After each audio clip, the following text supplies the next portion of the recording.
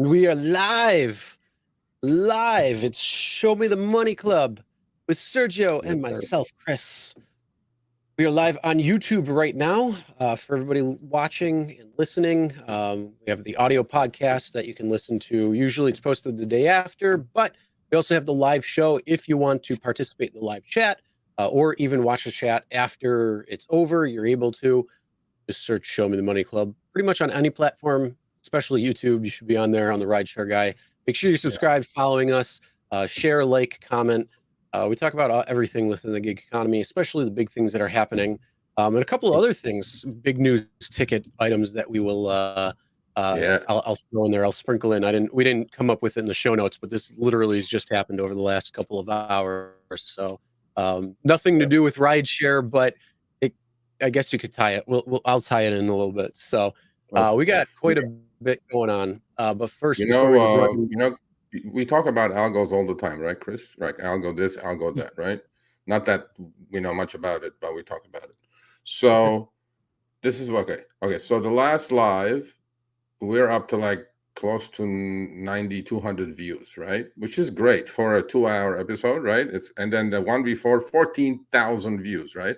So we appreciate all the support. However, I looked at the one before with 14,000 views, like 230 likes. And this one with 9,000 plus views had like 205 likes. I mean, seriously. That like button. Don't be a Grinch. It's just a click, bro. Just click the damn thing so we can get the YouTube algorithm to like us a little bit more than they already like. Come on, people. Just smash that. You don't have to smash it. Just touch it. Just light touch. Touch it. Give us a little love. Just give us a little like. Just tap it. Or better yet, share your thoughts. Because like I said, we do have the live stream that we do Tuesdays, 6 p.m. Eastern, 3 p.m. Pacific.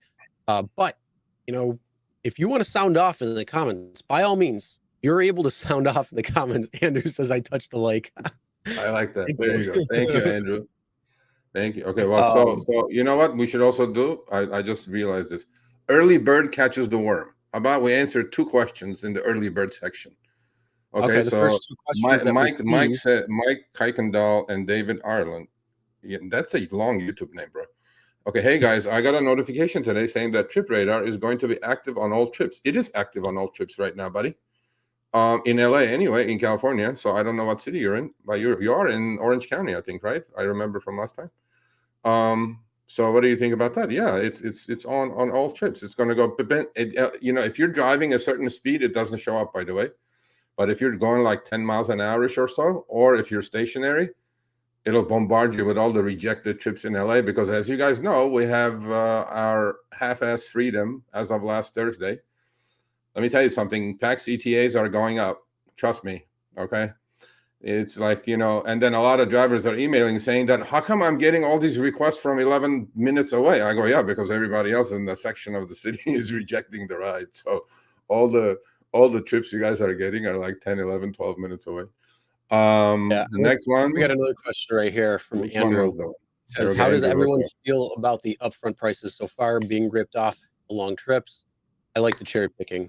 LOL. Yeah, cherry picking. I like cherry picking. I love cherries. I love cherries 12 months out of the year. Well, we're on the fence about upfront pricing. It's good. It has its pros and it has its cons. We want to understand its cons and try to see what we can do to bring them over to pros. So we're going to be talking about upfront earnings. We're going to really deep dive into them over the next, probably a couple of weeks and even into the future, because as you can see from the title of today is upfront earnings, nickel and diming drivers. We're going to be talking about that. We're going to be starting with upfront earnings. Actually, let's do the breakdown of what we're going to be doing so you guys know what we're going to be talking about. Also, after the live is over, a little after, if you're watching the replay, timestamps will be in the description, so you can check that out. But we're going to be talking about more on upfront earnings. We're going to be talking about some Uber math and this whole nickel and diming thing. We're going to be talking about their new earnings statement. We're also going to be talking about some earnings screenshots of drivers out there just killing it when it comes to their time online, how much they're making. So it's not just Sergio here, but other people. So we're highlighting some of those. Delivery drones are causing some huge problems. Yeah. But when Andrew says, how does everyone feel? Andrew, There is no downside. Okay. You know, a lot of people call me, oh, you're so negative. You guys should then I tell them, you go watch another channel. Because I don't think we're negative at all. I think we're, you know, Critical? I'm going to start calling this, you know, I'm going to start calling this a no BS zone. I call it the way I see it. You like it, you like it. You don't like it, tough shit. So the I thing think it's is, critical, and I think it's you know, yeah, deep diving into certain things that some people might yeah. not. But I mean, that's the whole thing. you Like, we know, want to get down to you really want to get down to the bolts and nuts of this thing, because yeah, especially like when it comes to pay, you know, they yeah, upfront earnings, they decouple time and distance, and then yeah. they say all these other factors factor in how much you're going to earn. But how are they actually figuring it out, and what can you do in order to prevent yourself from getting a pay cut? That's the big thing. You know, you don't Yeah. know now at this point, because the rate card has literally gone Well, bye-bye. well, So after the, you know, the week of 18th, I'm going to do our test. I'm getting all my drivers together. I'm getting a location together. So week of 18th, we're doing the test. The test, awesome. if for people who don't know, we're watching or going to watch later, the test is we're going to get 10 to 12 drivers in a parking lot, and they're all, and we're going to have also 3-4 passenger apps. But then, you know, most drivers have the passenger app anyway. So we're going to run the test. We're going to videotape it. You guys will say, hey, Lisa. So there was one question I want to touch on as well. It says, oh, okay, it's the King Place Lawless. I just don't know how to calculate fast accurately. You know, we talked about that last episode or 2 episodes ago. Remember, we said, you know, you have to train your eyes to different areas of the ping screen. Okay. Don't look at the dollar amounts. Dollar is like, you can see it because it's the largest number on the screen, on the ping screen. You have to calculate, you know, miles to pick up, miles to destination, also time to pick up, time to destination, and then divide it by the dollars. Now, most people can do it fast. Look, the ping is 6, maybe 7 seconds, not 12 like Uber contends. So to me, it's like it takes some time. So what I would do if I was you, you know, I would just reject a whole bunch of rides and then train my eyes, like reject 5, 8, 10. And at the end of that, you know, you should have your eyes trained on the correct parts of the screen and can do the math. You know, some people look at it as $1 a mile. You know, some people don't want to do buck a mile, whatever it is, but it's easy to do. So obviously you also have to know your city pretty well, because the Uber app on that part of the screen only will tell you the crossing streets of where you're dropping off, not exactly where you are. But then there is a map on the thing as well. So look, I agree 100%. They should give us 10, 12 seconds like it used to be before.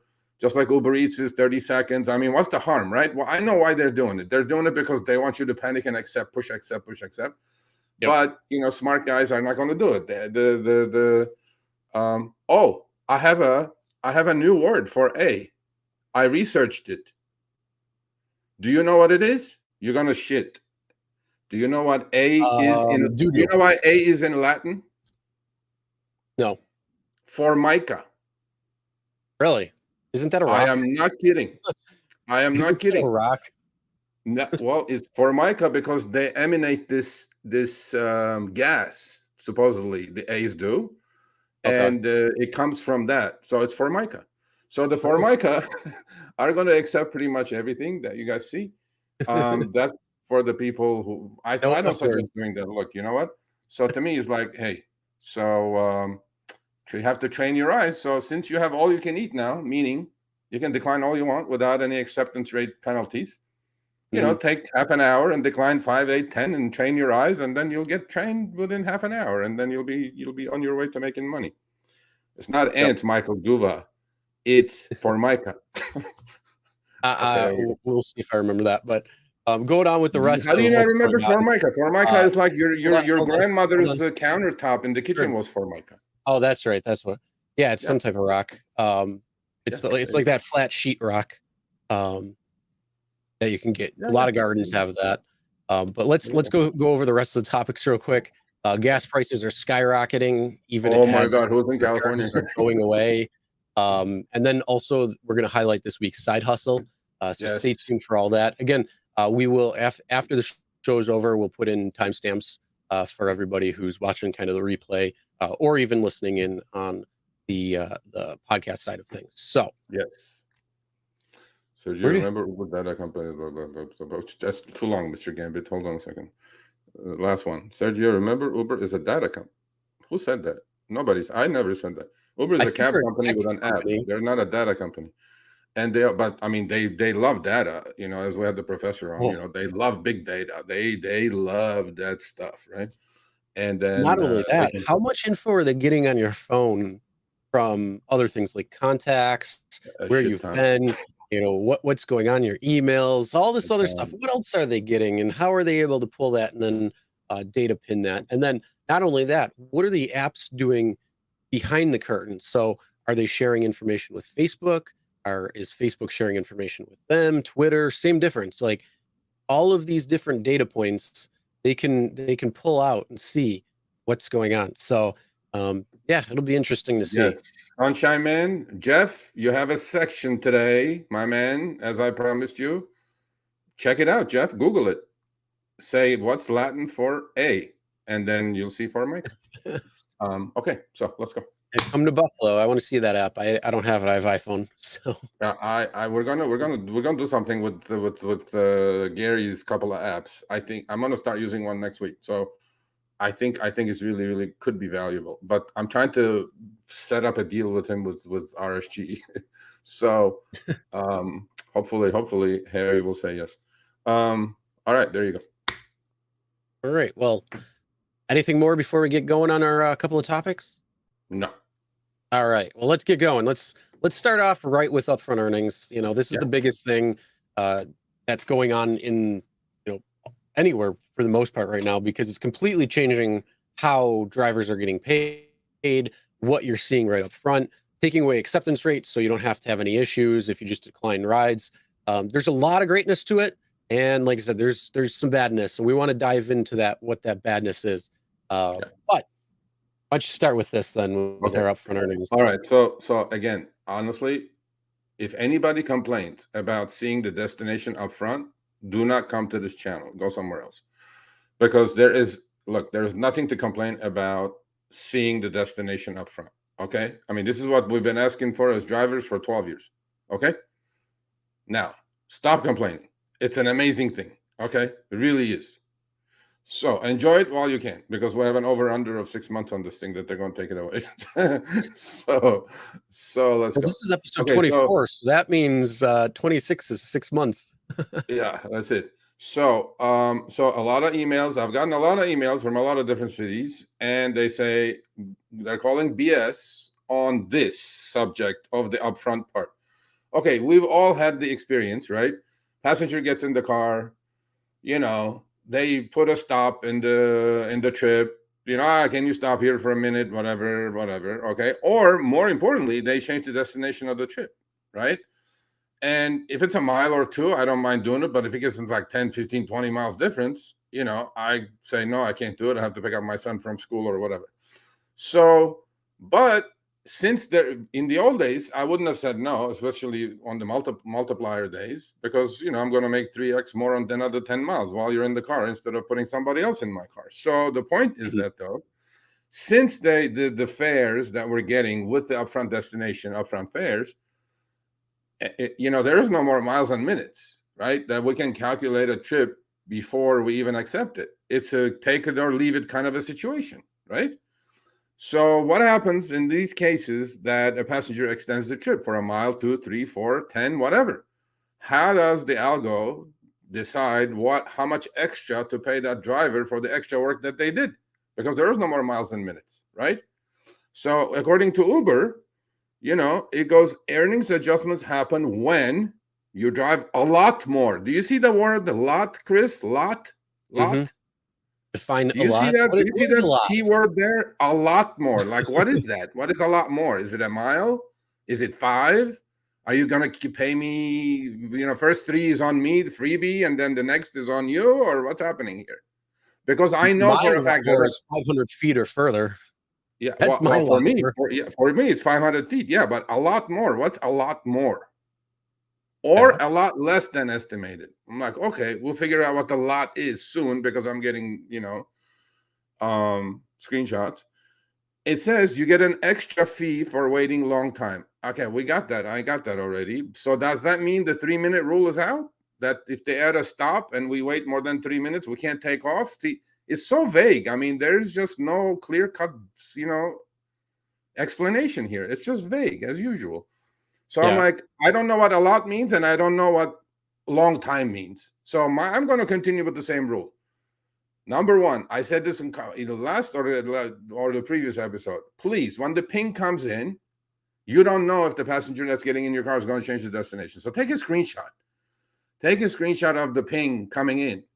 If they change the destination to 5 more miles and Uber still pays you the same lousy pay that you saw on the upfront fare, that now you're going to figure out what a lot is, because I want to get paid for extra 5 miles that I'm going to drive, right? Then you have a point when you call Philippines, as again, I always say with the roosters in the background, Philippines, you have their own screenshot. This is what the ping came in. This is what the trip was. It got extended by 5 miles and 20 minutes. Where's my extra cash, right? You guys, otherwise, if you don't have a screenshot, you're gonna chase your tail for forever with these people. So please take screenshots at least for the first month or two until, maybe they have a glitch. Look, I'm giving the benefit of the doubt. It's not an easy thing to accomplish. Maybe the system is trying to figure out, what should I pay this sucker who just drove another 5 miles? Should I pay him another $5, another $3? Because I know for a fact, by the way, Chris, that when, as a passenger, you change your destination, they royally get you. I mean, they get you bad. Okay. So to me, I want to know. Look at what's your Formica level. Yeah. Well, yeah. Formica level is going to make a huge difference. Huge difference. And so to me, please take screenshots. And I know this is going to be an issue. However, I got a couple of screenshots, one from a good buddy of mine, WeZoom in LA, another one from a Chicago driver. So, these are the trips. So this, according to WeZoom,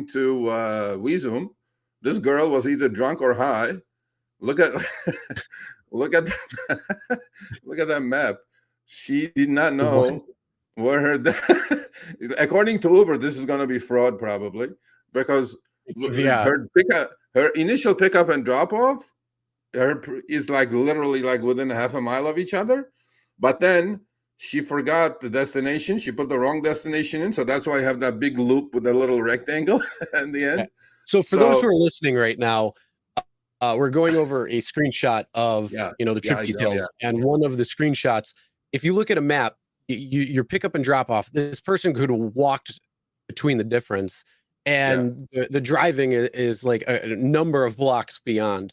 Now, the only thing with this is, I've had something like this happen where I started a trip and it was at a hotel. It was picking up somebody who was in town on business, and they wanted to go to a steakhouse, but they typed in a different address, which was literally in the middle of the ghetto.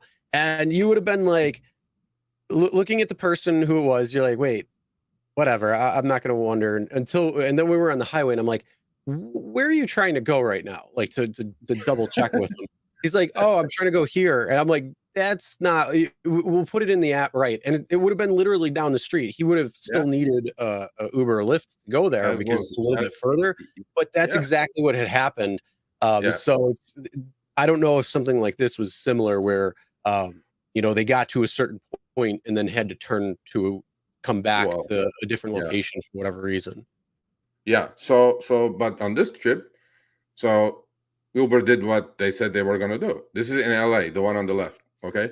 So this trip obviously got extended because, LA, I mean, that map looks small, but the total duration of the trip was 21 minutes and 3.4 miles, as opposed to this probably should have been a 1 mile max trip for 8 minutes probably. But then this girl did not know. So poor WeZoom with his Tesla Y did a little loop, came back and did another loop and then dropped her off. So the ping on this one came in at 878. This probably had some surge in it. And Uber adjusted it to 1233. So that's almost $3.50 more, right? So, okay, no big deal. Not too bad. I mean, 3.4 miles, 20 minutes, 1233. It comes almost to $4 a mile or, 3.5 a mile. Not too bad. Time-wise, not great, but still decent, right? And the adjustment was pretty decent. It was $3.50 on 878 is almost 35%. So Uber did what they said they were going to do. But a lot of people are saying they're not adjusting it. Like Mr. Gambit 2000 is saying, I tested it. They're not adjusting it. In this case, they adjusted it. The one on the right is from Chicago. Again, 20-mile trip, half hour, not bad. And the original ping came in at 24.50, but this is a comfort trip, by the way, not an X trip, but still. They adjusted it up to 26.86. So they gave him an adjustment of $2.36 more cents. And I asked the driver who sent me this, I said, how much longer was the trip than the original destination? He said it wasn't more than a couple of miles. So it seems like Uber is adjusting maybe like a buck and a quarter a mile ish, right? So in some cities, maybe the algo is ready to adjust. In some other cities, maybe algo is not ready to adjust. But again, to avoid all this headache, right? People just take a screenshot when the ping comes in, passenger changes the trip, and if Uber pays you the same, you call them up and ask for your $3, $4, $5, whatever they're going to pay you, right? So that's what if something doesn't seem right, just challenge. And again, make sure you take those screenshots. But the biggest problem of the whole thing is define a lot, a little, and shorter or longer time. Like, you need to know those types of things, because again, they're keeping it so vague. So who knows exactly what that's really going to look like? Yeah, I don't know. I mean, but in these two cases, they upgraded, or they paid the drivers more, which is good. But I also have screenshots, not screenshots. See, a lot of people email me, right? They go, oh, it's bullshit. They're not paying me for extra driving. I'm like, buddy, no screenshot. It never happened. You know what I'm saying? Or some people say, oh, I made 4,000 this week. I'm like, good, great, wonderful, congratulations. No screenshot. It didn't happen. So if you do have screenshots, one, it helps me. But more than me, it's going to help you to get your money. You know what I'm saying? So, like, to me, take screenshots. What's the big deal? You don't have like 50 gigabyte hard drives on your phones, man. You can't fill it up. Pictures aren't too bad when it comes to it. So, but going beyond this, this is something that you want to make sure you're paying attention to. So if the pickup drop off distance is longer, or like sitting in traffic and it takes longer, these are things where if it's the same and yet it should be more, challenge the fare. You can go in and challenge the fare. Again, try to take screenshots. But there's something else that's going on when you don't accept too many trips. So the screenshot on the left is mine. So 3 p.m. last Friday, Thursday, the Upfront destinations and fares kicked in LA, Oregon, California, a lot of cities in California, major cities. So I'm like 3 p.m. I go, let me set my DF. It's surging. Schools came out. I'm just going to do like few trips, decline a few, and let's see how it goes. Guess what? They go, sorry, no destinations. I'm like, bro, it's 3 p.m. It's not even rush hour. What's wrong with you? So you guys are going to see this a lot now, apparently. No destinations aren't available right now in this area. I'm like, I'm in the suburbs of LA. I'm not even in the city. You know what I'm saying? So I go like, for them to lock me out of my DF, I go like, no. And then it says, would you like to go online without a destination? Now, to be honest with you, I think DF has lost its value for me now, Chris, just for the fact that I can sit there and pick a trip that's going my way now and decline the rest. You know what I mean?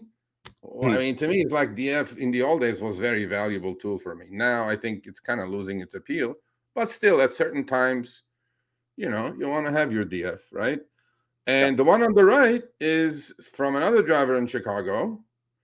This is happening again, just like the price adjustment. It's happening in different cities, different shapes, different forms, right? No rhyme or reason. It's not universal.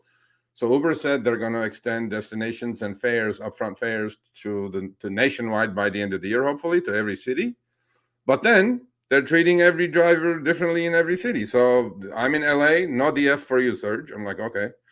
And then on the right, on the right is from Chicago. After 3 straight declines, it pops on the second one. I mean, on the third one, after 3 declines, it pops this thing off to you. It says still accepting requests. This I remember, by the way. We had this in LA for a while, and then they got rid of it.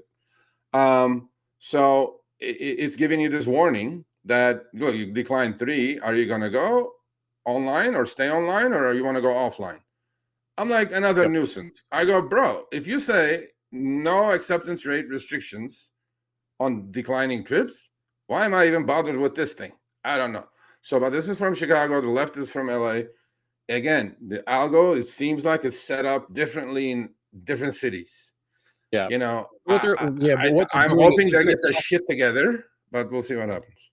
Yeah, but the whole thing is you got to remember both Uber and Lyft are doing different tests all over the place.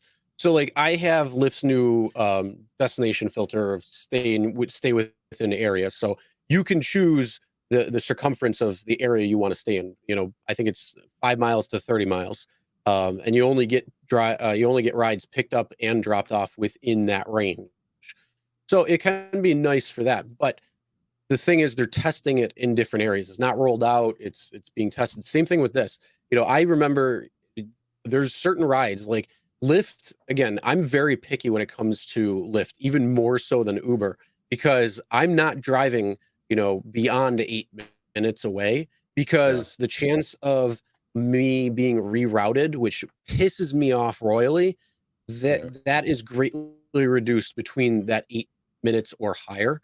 Anything less than that. So I'm very picky when it comes to that, but they'll send me 20 minutes away, 24 minutes away, 15 minutes away. I decline each and every single one of them. And then I get this stupid thing saying, oh, do you still want to stay on? Yeah, I want to stay on, but start giving me rides that I'm going to take, not rides that are out in nowhere that I don't want to take. Yeah. So it's, you know, Ken Z says he's in Chicago. He confirms that. Yeah. So in LA, by the way, I've declined up to 10. I think at the 10th one, the system gives up and says, get lost. I'm like, okay, whatever. So we don't have that. So in every city is becoming different, right? And thank you, right here, Lisa, for the super chat. Oh, thank you. Orange County. Look, Uber has 2 offices now, from what I know, Michael. It's one is in Huntington Beach, and if that is that Orange County, I think it is. One is in Huntington Beach, and the other one is in mid-city Wilshire area in the middle of LA. So they have other smallish hubs that do different things, like they will print out for you like airport placard and things like that. But the main offices that you can go and talk to an agent, I think, is down to 2. It's a good check and balance to make sure you haven't just left the app or unattended. Otherwise, the requests are coming to your phone and you're not even reviewing them. I agree with them. Yeah, right there. I mean, you know, look, they have a point. I'm not saying it's a punishment. It's a little nuisance, no big deal. No, the one issue was though that people were having, and if anybody has this, let us know. The one issue that people were having was that it was kicking people off entirely. So you out just completely. off, Like, you'd have some people had said that they had to re-sign back into the app using their their phone number and password and that. And so that was the bigger issue. I mean, something like where it's popping up. What's up? Oh, let's look at this comment. Mark Kovar. I think it's the first time I'm seeing that guy. Uber kicks you off after 3 decline requests here in Dallas. Also, once you go back online, they send you the same request you recently declined with a new upfront price. Hello. Mark, if you have screenshots, or if you want to test this and screenshot come to my test. Yeah, Mark, if you can show us the screenshots of this, if you can get that, please send it to Sergio, because this is something that we want to include. Hello, Mr. FTC. Are you watching, Mr. FTC? So, now see again, Mark. We have a saying here. This is no BS zone. No screenshot. It never happened. So if it didn't happen, don't BS me. But if you do have a screenshot, I would much appreciate you sending it to me. Okay. Christian says I've seen the same with Mark. Okay, well, right, let's go, we Christian. want to put this out to everybody who's watching, listening. Show me the money, if you Christian. are seeing this, if you are seeing where you are taking, or I'm sorry, if you're online, don't accept rides, and then all of a sudden they offer you the same ride, but it's a little bit more, take those screenshots, please send it to Sergio, because again, this is everything that we're throwing into our test to see exactly what's happening, to really break down. And that helps. So, and Michael, you know, by the way, Michael said, Michael Duva says, even if they don't log you off, they put you in a quiet timeout. I go, that's been going. Look, that's been going on for like 12 years. So that's been going on since they thought of it back in the gray ball time.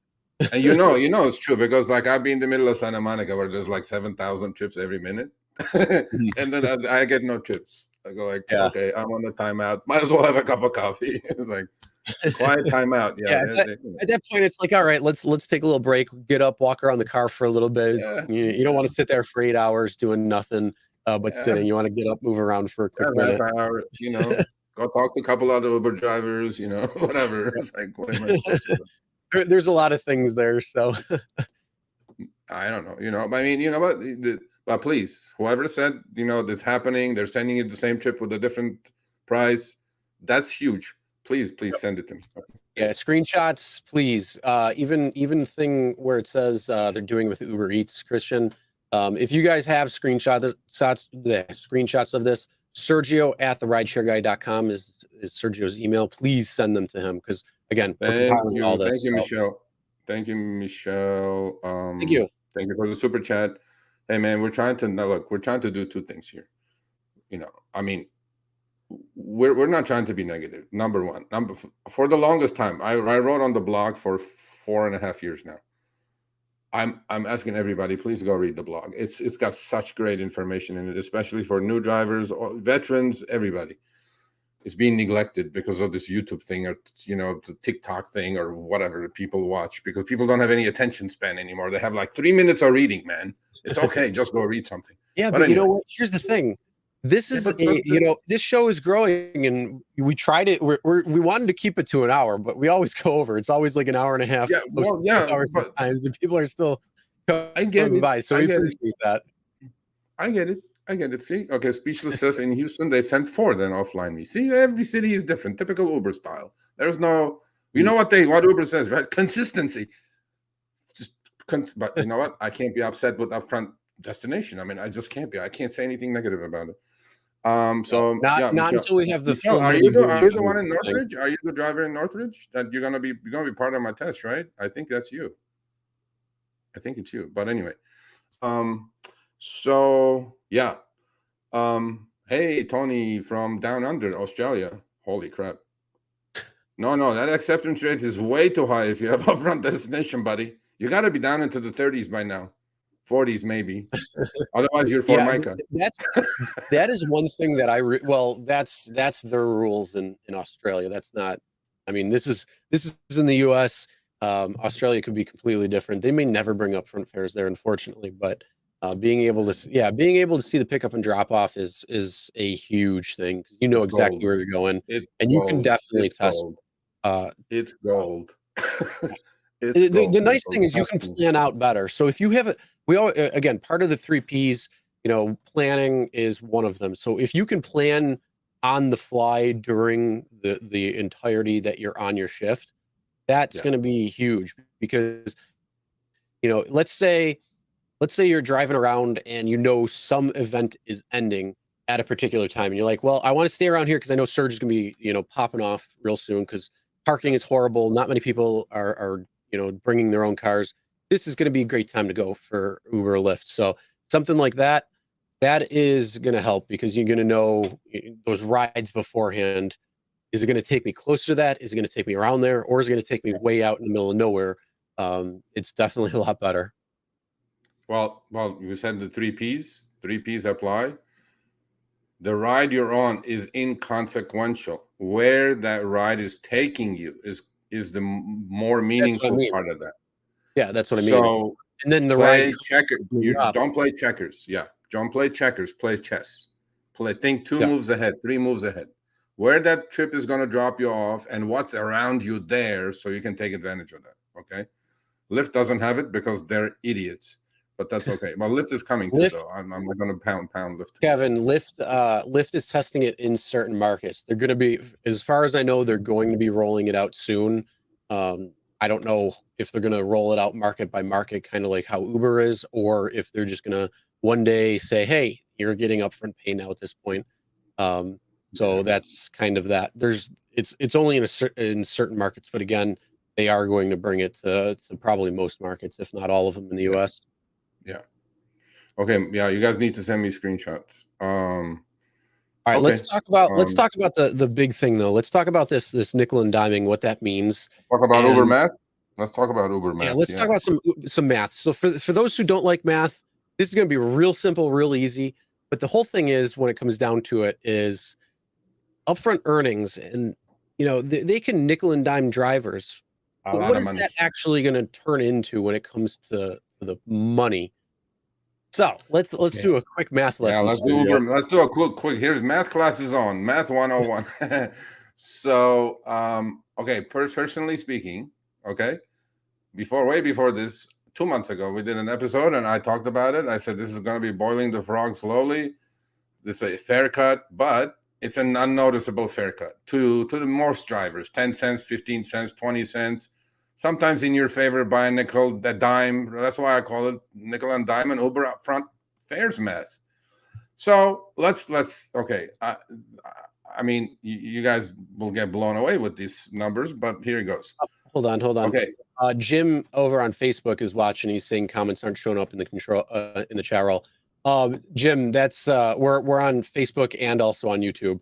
So if you're watching on Facebook, yeah, you won't be able to see those chats. That's the YouTube side of things. Just to let you know. YouTube. Okay, so let's assume this, okay, because I am already working on my spreadsheet after doing a few trips. Now everybody can do this. Are you here, Jeff? Jeff, you're doing it too, right? Jeff in South Carolina, my buddy. This is an easy spreadsheet, people. I'm not asking for you to be a math scientist, okay? You know what? You know what your rates were in your city by miles and minutes before Upfront showed up, okay?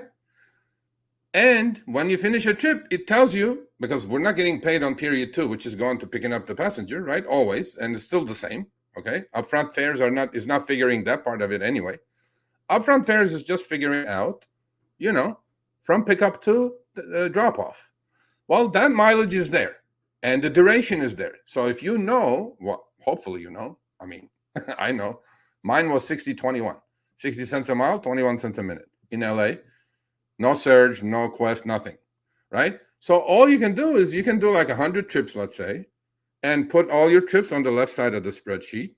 And then on the right side of the spreadsheet, you can calculate by miles and minutes what it would have been. Then you can figure out in aggregate, maybe on 100 trips, if this upfront fare is paying you less or upfront fare is paying you more.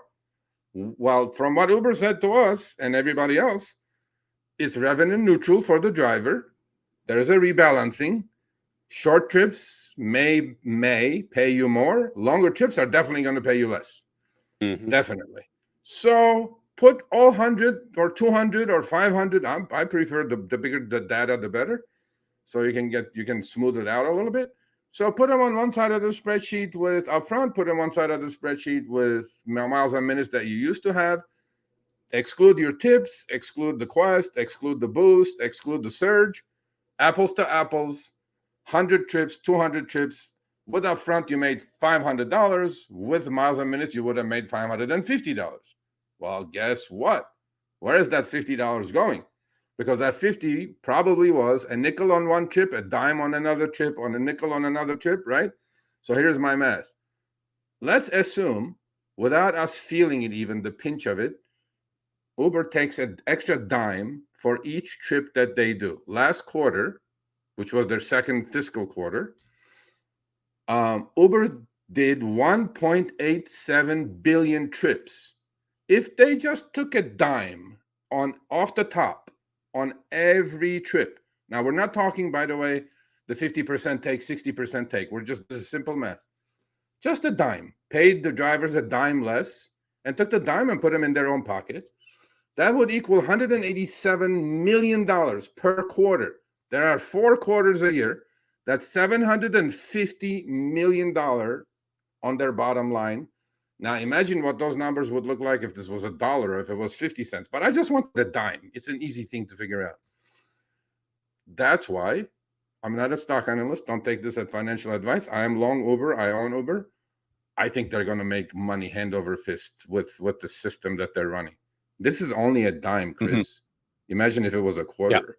Yeah. And if it was, this is the other thing. Like, I don't want to do just the tests just next week when you're talking about it. I want to do it 3 months from now. I want to do it 6 months from now, 9 months, a year. Because here's the thing. As we've said and mentioned the scenario, the frog in boiling water. If you put a frog in a boiling water as it's boiling, he's going to jump right out. But if you start off at room temperature, put that frog in and slowly heat it up to boiling, that frog will boil himself to death. So with that being said, they could condition you. Oh, let's start now by taking a dime per ride. So instead of whatever it might be, we're going to take a dime. And then maybe in 3 months, they're like, hey, we're going to drop it by 50 cents. We're going to drop it a little bit more. And then, we're going to machine learn exactly how to price rides properly. So the Formica can actually take all the rides. So that's one thing to watch. And then, who knows what it could turn into? That's the other thing. Yeah, that's again just a dime. So a nickel. That's a mind-boggling number. Yeah, but here's the other thing.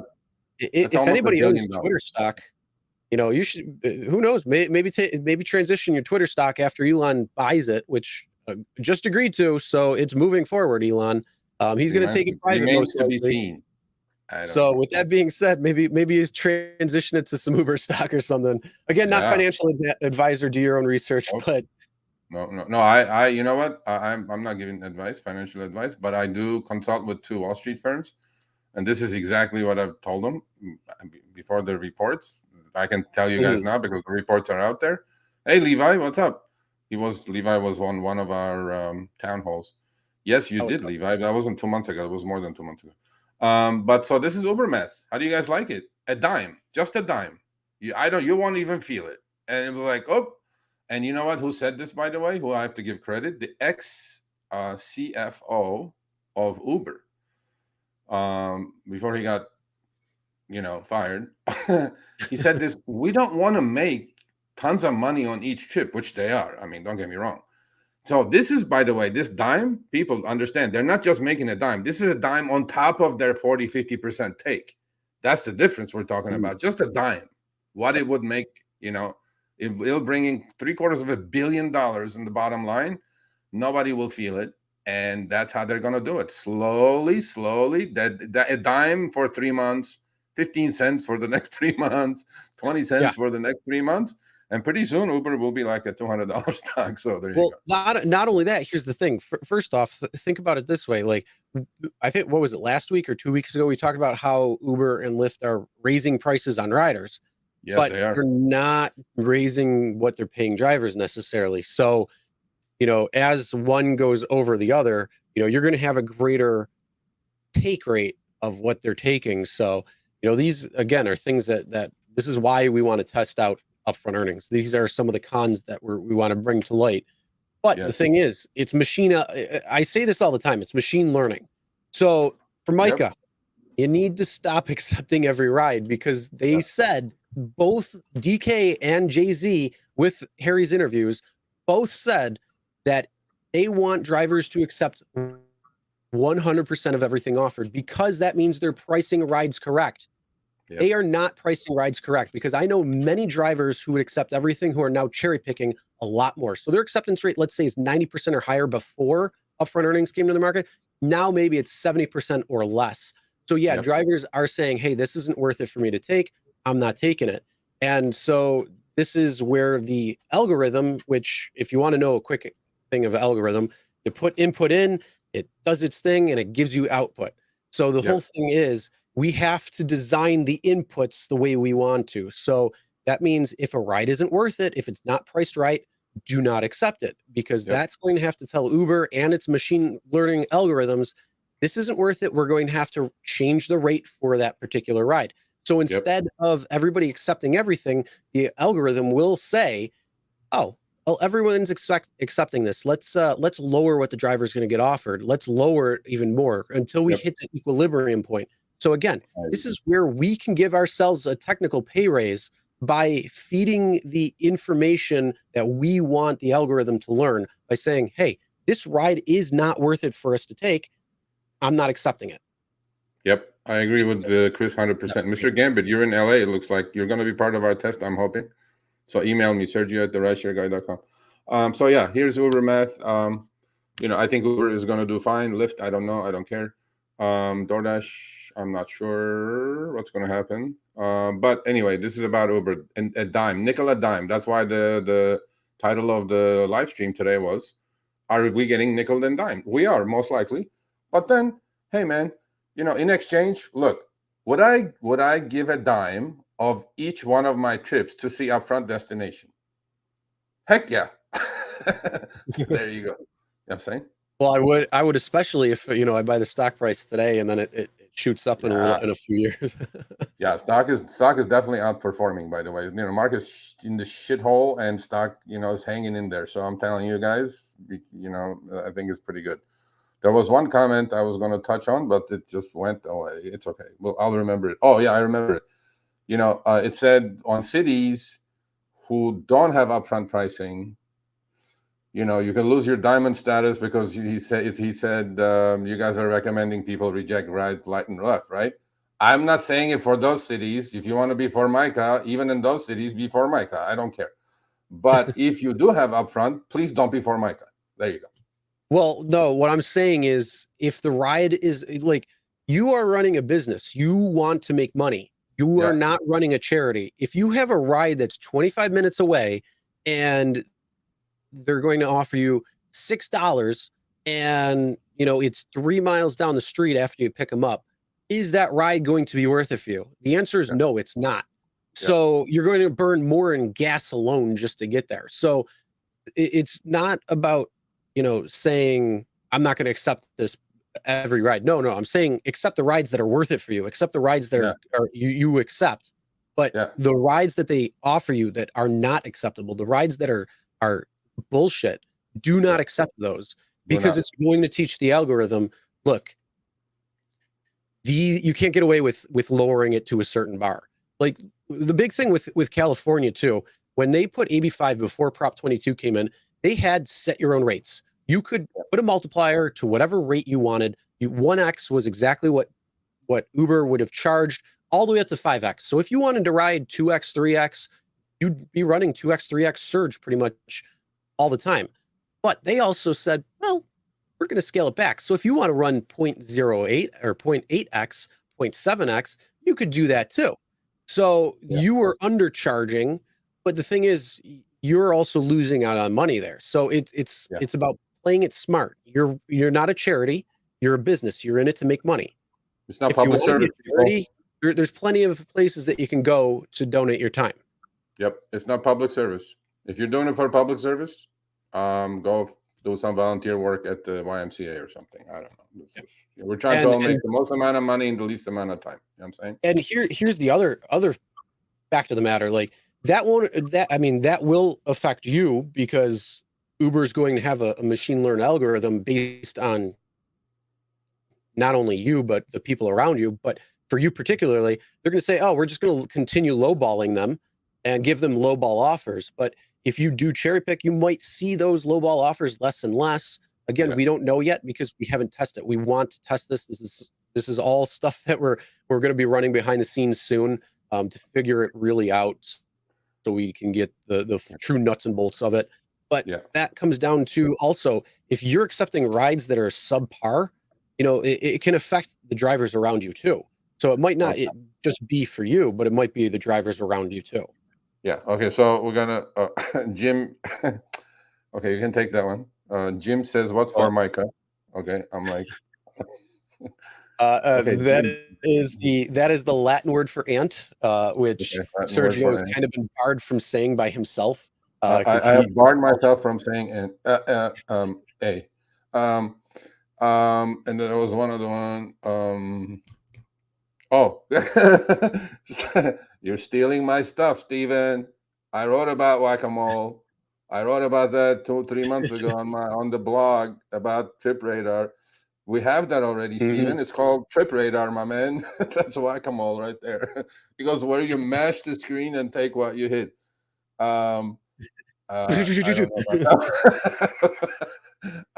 I don't know about that it's one. like playing the Amazon the Instacart game during the pandemic beginning, where you're trying to get anything you could just to because all the bots were pulling everything.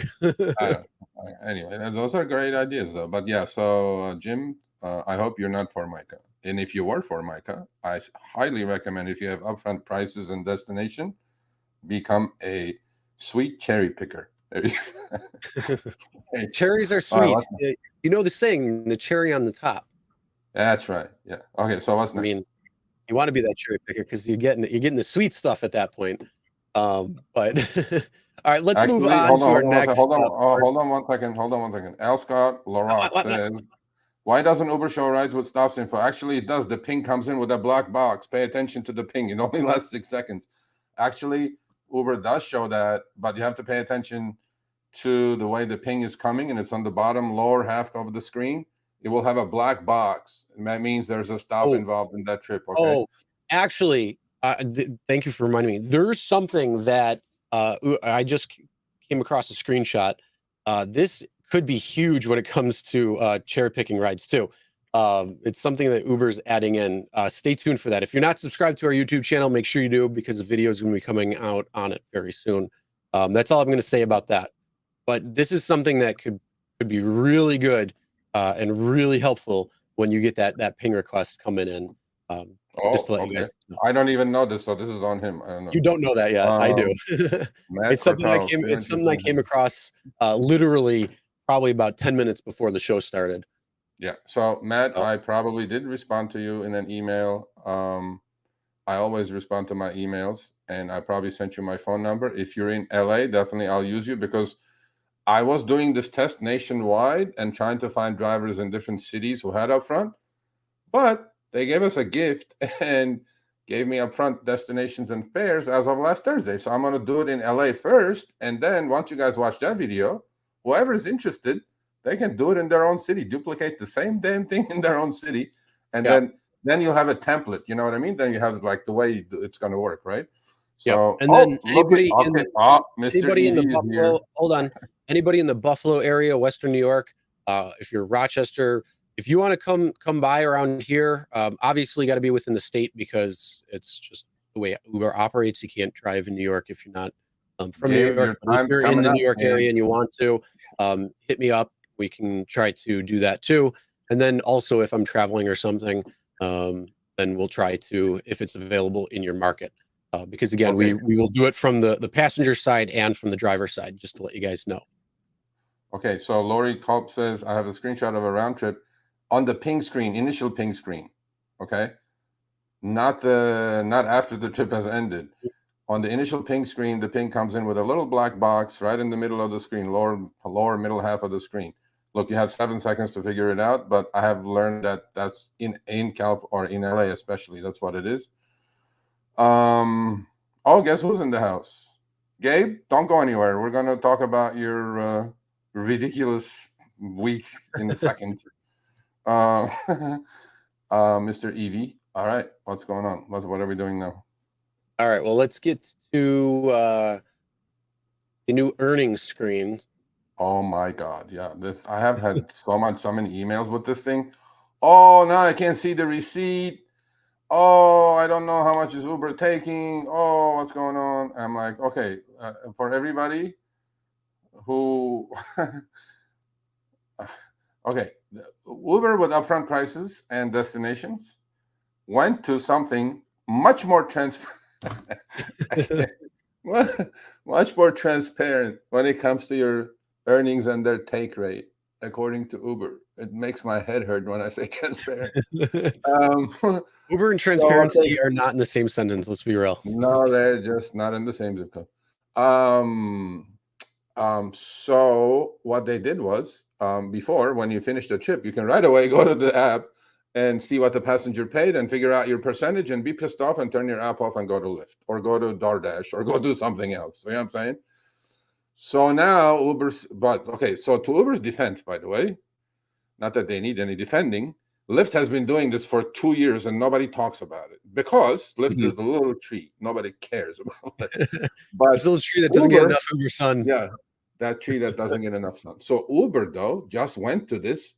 Coincidence? I don't know. It happened we'll get to that in a minute, James. It happened about the same time. Yeah, we're talking about it, James. Watch, pay attention. Class is in session.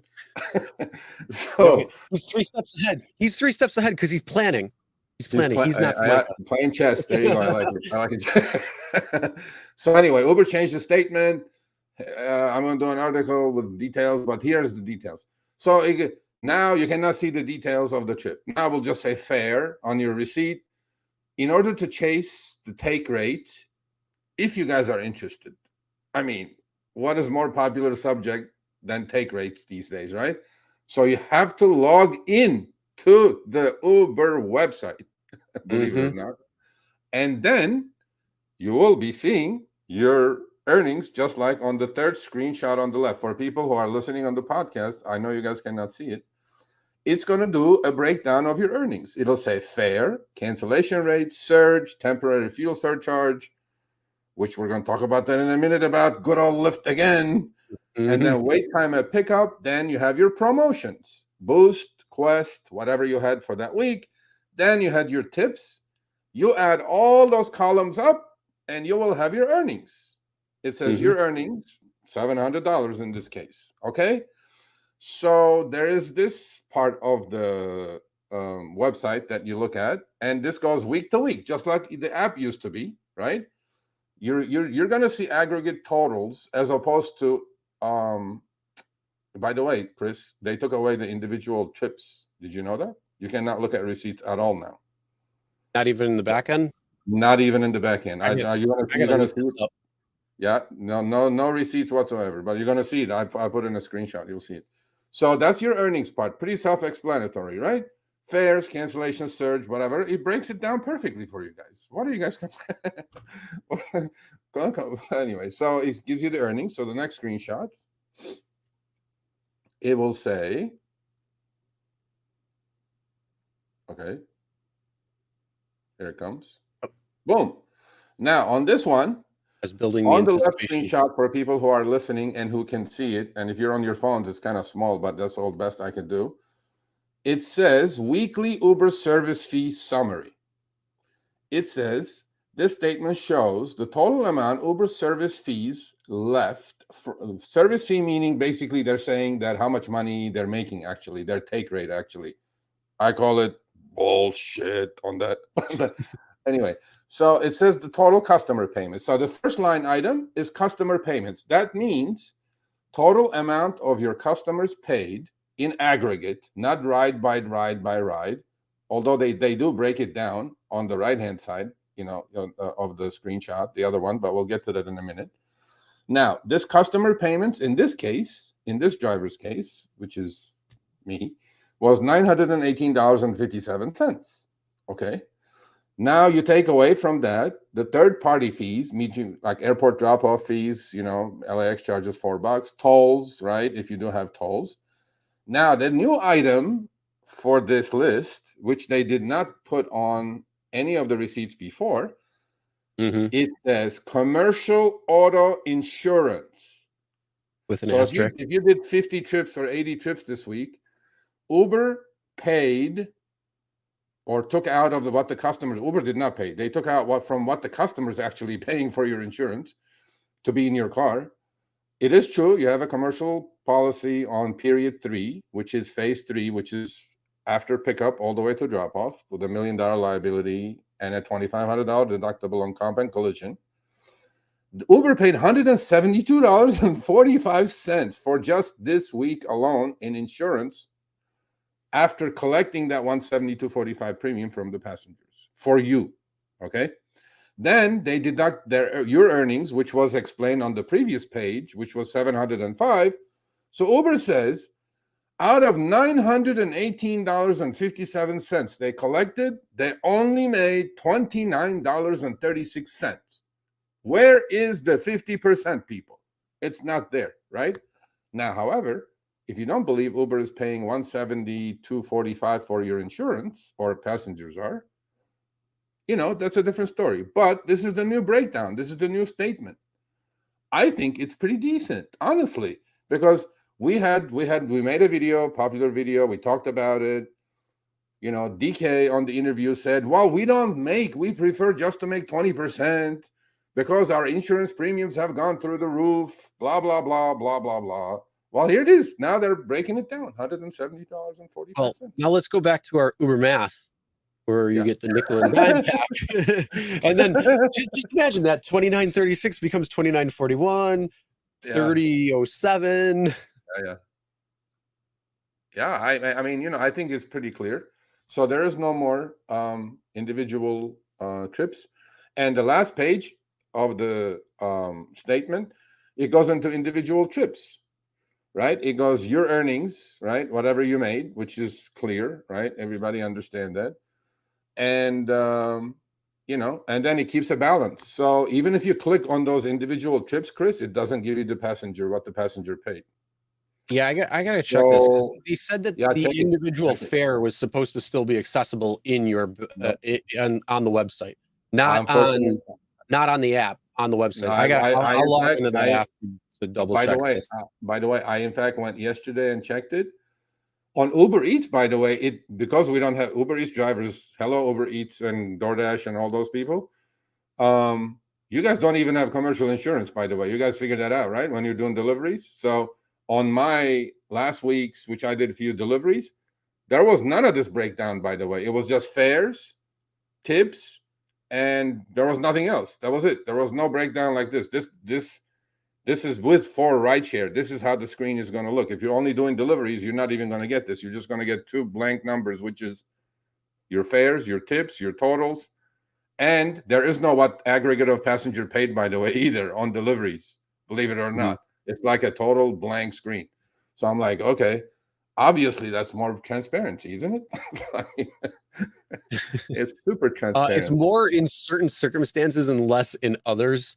But yeah, I mean, the one thing that's good about the transaction is, I mean, believe it or not, I mean, at least they show you that is kind of a big thing, like the auto insurance, like the policy and all that. That is a big expense. Let's be real. And actually being able to see what that is versus, just the take itself. So instead you'd see like 918 and then Uber take, you'd see, what, $200 and something dollars. And then you'd look at that and say 705 to 200.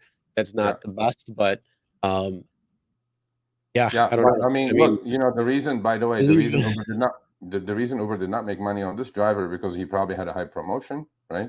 Or he does surge rides on a lot of surge trips. Uber cannot charge the full surge. They lose money on a lot of trips. And Lori says 172 a week with 2,500 deductible, and Uber only made 29. Yeah, if you believe this statement, I mean, I didn't Photoshop this. This is what it is. But look at your statement. You can figure this out. So to answer the question of, I think it was James, right? It's easy to figure out. Now you have an aggregate of what the passenger paid. You have all the breakdowns, and you have what Uber is left with. That's what DK said. He goes, we would like to make 20%, right? Didn't he what he said with the Harry's interview? He said, we'd like to make 20% net at the end after everything is taken out. And in this case, they made only like 2.5%, maybe 3%. Out of $918, essentially what that means is they want more take. Yeah. Kind of what we've been talking about. They want more take and still pay drivers the same. Yeah. Well, I can't on deliveries, James. But if you can click on individual trips, like Chris said, and you're saying, send me like a screenshot of that. I'll look after we get off the stream. I don't have it. I clicked. That's all I have. So that's why I put it on the board, right? Yeah. The one thing that Uber had said that they will still allow you to look at the fare breakdown per ride, but the thing is, you have to go into the website. You have to go to uber.com and log in that way in order to see it. It's not via your app. So they're making it harder for you to see, these things. Yeah, but these screenshots are from the app. They're not from they're not from my app. They are from the website, uber.com. So no, I know, but it's supposed to be able to do that. So I'll double check later. But again, Chris, even if you double check what the passenger paid, right? If you add all of them up, it should add up to the $918 that the aggregate of the total passengers paid. I mean, it shouldn't be any difficulty doing that, double checking that, right? I'm sure their math is right. It's up to you guys if you believe this or don't believe it. I mean, if you want to go that deep in saying that I don't even believe the statement that everybody, they're faking statements, I'm like, I think it's a little too much, but that's what it is. So, yeah. All right. All right. Well, let's move on to some drivers out there killing it. Yes. Whew. Some Yes. good Gabe, are you earnings here, out there Gabe? when it comes to the amount that they're online and active and what they're making. So we just want to take a moment, congratulate these drivers. Yes, we do. Let's do that. The left screenshot is my man Gabe in San Francisco. He worked 3 days basically, messed around Monday, Tuesday, Wednesday, and then they gave him a decent quest and some decent boost, and he knew what he was doing, and he squeezed 81 trips in 15 hours. Okay, whoever comes and tells me you can't do 4 trips in an hour, please stop. You can actually do 5 trips in an hour if you know what you're doing. And we're not going to tell you what that is, but it is. It's possible. Gabe, tell him, Gabe, you're here. So Gabe made $50 plus on online hour. And by the way, he squeezed some deliveries and had some spilled Starbucks in his car, and he hates now the deliveries. He's not going to do deliveries. He goes, I hate deliveries. I'm like, okay, Gabe. On active hour, he made, I don't know, $72, $73, $72. Yeah, IRS is watching. Sergio fabricated this. Yeah, of course I did. I fabricate everything. So Gabe killed it. Gabe, congratulations. Yeah, I know you're the honorary chairman of SMTMC anyway, but this is how you do it, people. Now, please, people in San Antonio, which I know you're suffering, in Tampa, I know you're suffering, because the rates are not there, Surge is not there, quests are not there. We're lucky to be in California, LA, San Francisco, and busy areas. It's trip after trip, and we plus know we know what we're doing. For Micah, even with these promos, wouldn't come close to his numbers. Okay, he knows what he's doing, and congrats. What is that? Yeah, there you go. See, look at that, Gabe. 5.4 trips per active hour. That's the way to do it. Go get it. Now, if you know how to do that, then you're in the top 1%. That's top actually 0.1% of drivers in the country. Mm-hmm. And then the right two screenshots. Hold on, I think we need to address a couple of things on the other screenshots with the online versus book time. Oh, you go ahead and do that first. Huh? Yeah, if you want, go ahead. Explain there's a couple of people, so I think. Well, you're the one who had the screenshots, so. Oh, okay. I'm gonna explain that real quick because I can see some people talking about it. No, I get you. So here's what we always say: to make the most amount of money, you have to multi-app.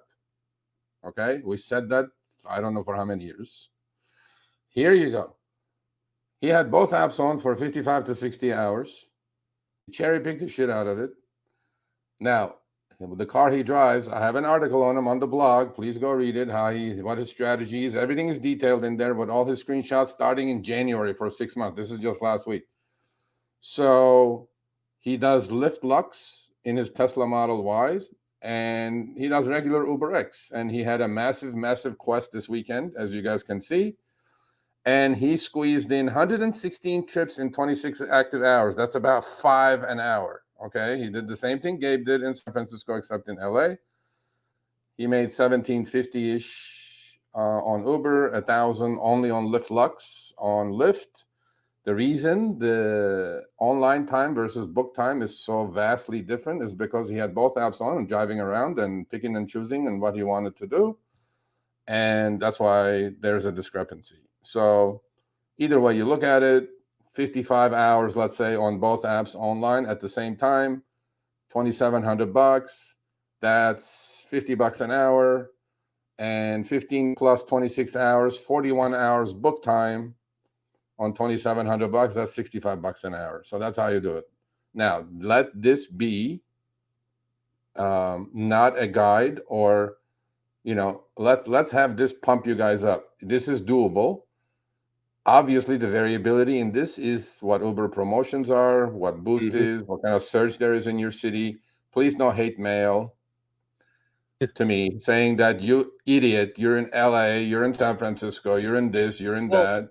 Hold on, let's step it back. There you go. Hold on. Kevin Silva. Hold on. I am Kevin Silva. Hold on, Sergio, hold on. I'm in Buffalo, and my you know, you and I have been going back on quests. My quests have actually started to rise quite a bit. So, Yeah. you know, you could, I mean, they're not $815 worth, but they're starting to rise back up. So, other areas can do it. It just depends where you are, and then you just got to make sure. And Again, and you make sure you yeah, follow your. no, they are. They definitely are. The quest that we Zoom had was as good as I've seen it since March. It was like 80 for 380, and then another $80 for another 10. So he did 90 trips in like 2 days, and you know he got that $500. So plus, let me remind both of everybody here that both the gentlemen drive EV, so you have that dollar credit, okay, dollar EV credit, and at 150 trips, 115 trips, it's 115 extra dollars, right? And they also have the fuel surcharge, so it's $1.55. It adds up. It all adds up, right? Can I speak about New York City area? Are you in upstate New York City? Yes, I know a few things about it, but New York we're City is a trying to different get New beast, York but drivers to join the next town hall. So yeah, New York City is its own beast. But if you're in upstate, that's the same market I'm in. So if you have questions, just let me know.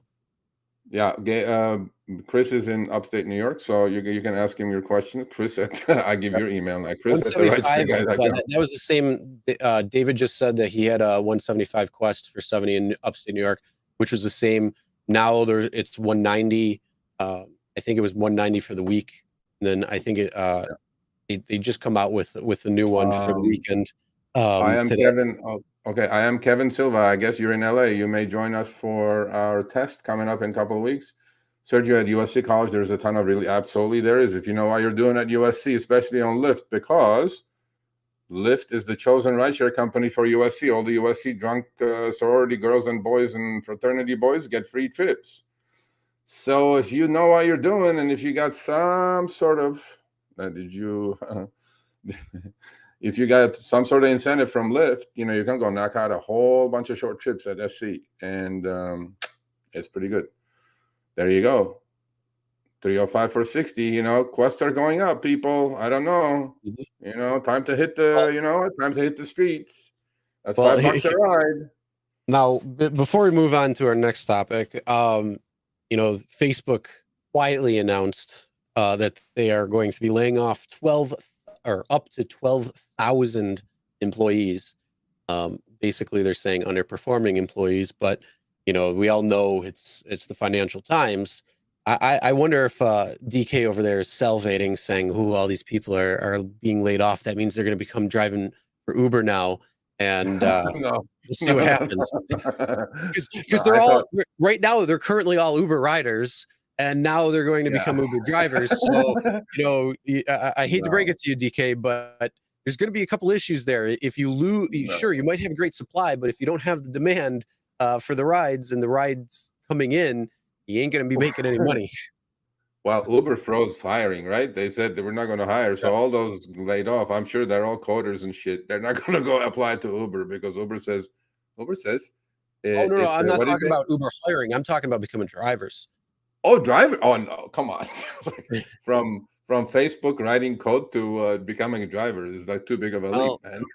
I mean, tech is going to be taking a huge hit right now. So, That's not gonna happen. Especially with the current economic situation in the globe. So, we're gonna have some issues. But you know, talking about some economic issues throughout the globe.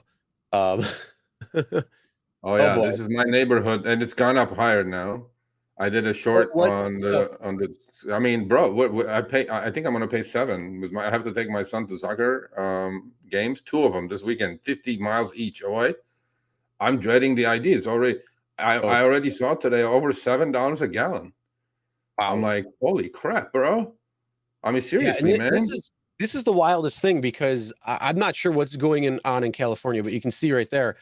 Gas prices in California skyrocket overnight, largest increase in 7 years. What were you made a short on this the other day? Yeah, and it was the day of Lyft ending the fuel surcharge because gas had come down. Great timing. What were you paying per gallon? And then what did it shoot up to? Or I made a short. I go to this gas station all the time because it's the cheapest. There's like 3 of them in the corners. One's the Thrifty, 76, and Chevron. Thrifty is always 50 cents cheaper. So I go, okay, I go to Thrifty. I didn't even look. I'm like, okay. A week before, exactly at the same gas station, I pay $5 a gallon. That the day I made the video, which was Friday, I paid $6.20. Now it's at $6.50, and this Chevron that you see at $6.69 is over $7 already. I'm like, wow. What? What about you know what? How about that other one that you were talking about, that greedy one? That same thing. That it caught up. Chevron caught up to the greedy one.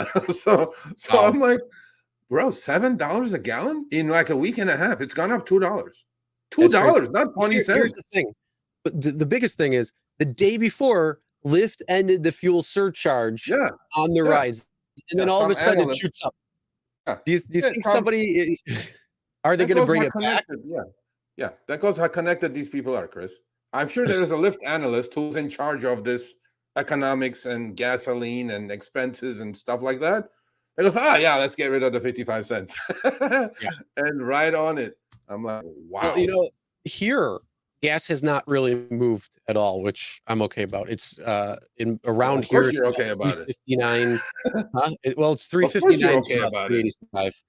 I fill up at the Indian Res for I think it was 334 or something, or 337. Shut up, Chris. Shut up, please. Shut up. And I was like, okay, look, see, in Ohio, it's gone up 80 cents. Okay, in less than a day. Holy crap. Wow. Gas in California, Cheeky Chops. Shut up, Cheeky Chops. Oh my God. That's not going to happen, Cheeky Chops. I do like it. Which is crazy because I was $10 a gallon, Cheeky Chops. I swear to God, $2.29. Or I'm sorry, $3.29. No, what 3.29? In Ohio, when I was driving by. Okay. When I was driving to Chicago and back, for some reason between from Toledo to Ohio or to Cleveland, it's like real cheap. So that's some good gas prices right there. Yeah, New York 339. You're saying 329. 680 here. I'm sure Richard MVP is somewhere in California, ungodly California. And Gabe says $3 a gallon is cheaper than it was in 1970s. Yes, it was. Now, Gabe, we'll live in California, Gabe. Breaking news. Yeah, that was here, Lisa, 324. You guys are making me sick. Costco, yeah. BJ says it right around the corner for 354 too. Oh my God. No way, man. Seriously, it's like, who would drive for $7? Who would drive for $7 a gallon? I mean, seriously. Oh yeah.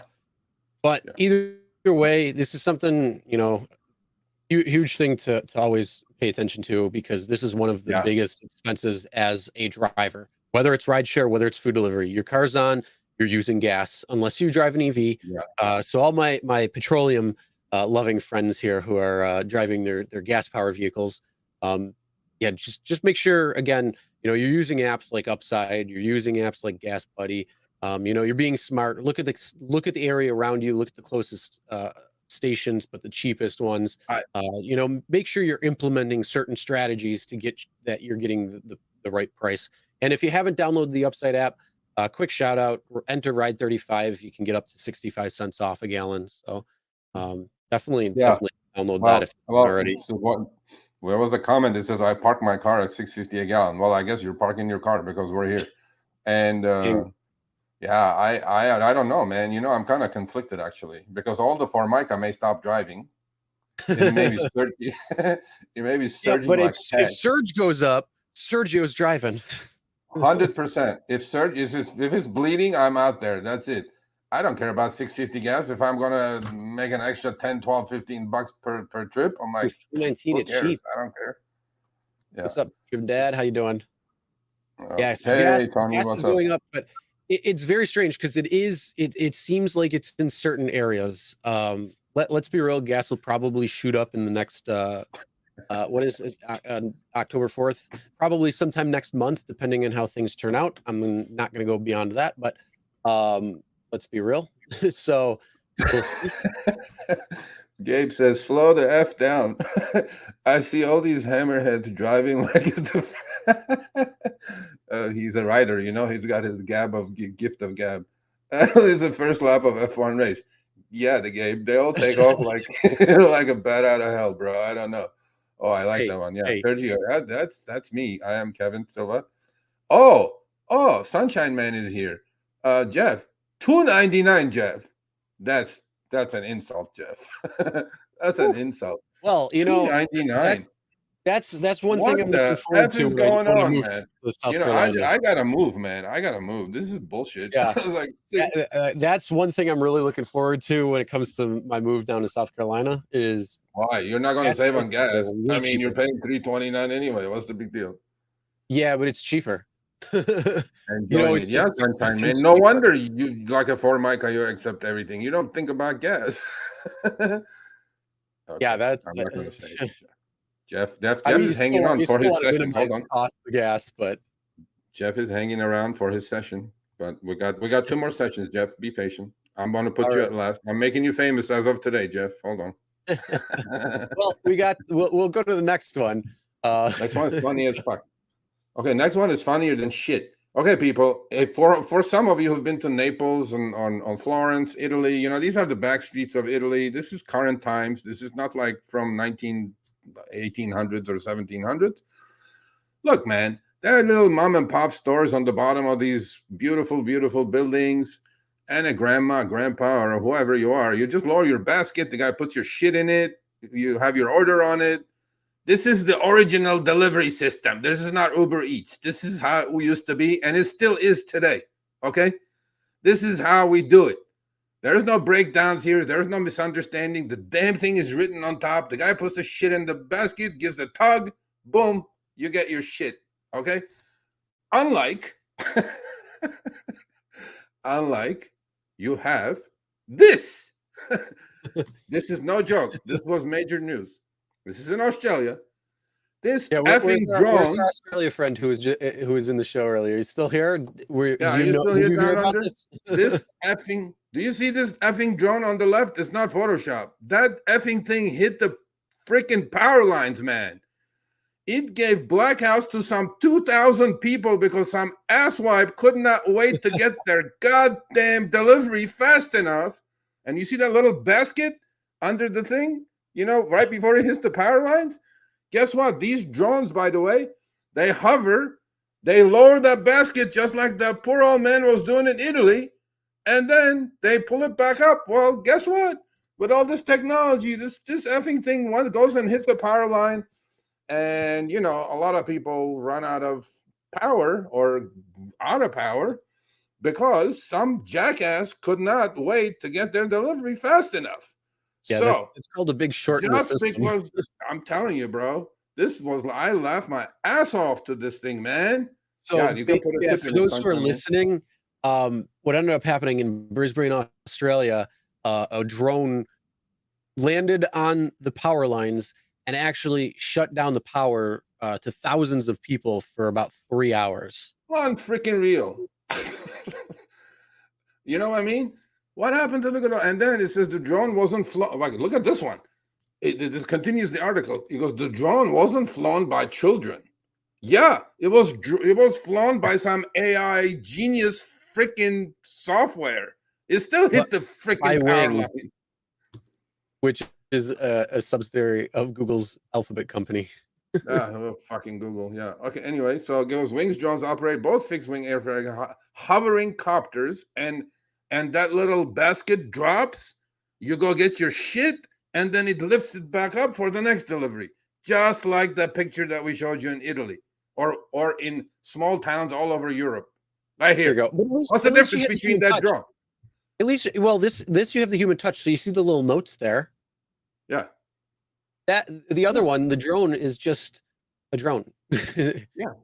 But now, you know what? How long is that drone going to sit there waiting for you to come out and grab your food? Yeah. What's the difference between the drone and the other one? You know what? Manual. Shit don't go wrong. No wrong orders. Doesn't hit power lines. We just take care of our own. Just give a tug and get your order and get it back up. As opposed to this thing, man, I can't wait. And this was, by the way, in the outskirts. It wasn't even in like a major city. Imagine like 1,000 of these hovering in LA. I mean, my God. Can you imagine this? Going through crime scenes, nonetheless. Yeah. So that's what we're doing, you know. And I thought like this was hilarious. No, actually, it wasn't hilarious for the 2,000 people who ran out of power or who were Yeah, out of power. yeah, Yeah, I mean that that's wasn't that funny. Yeah. So yeah, there you go. Yeah. Just again, I keep saying this every time I show this high tech shit that goes wrong. Just because we can build it does not mean we need it. There you go. exactly. Like sometimes trying to make things easier in life is not going to make them easier in life. Bro, it's not even easy.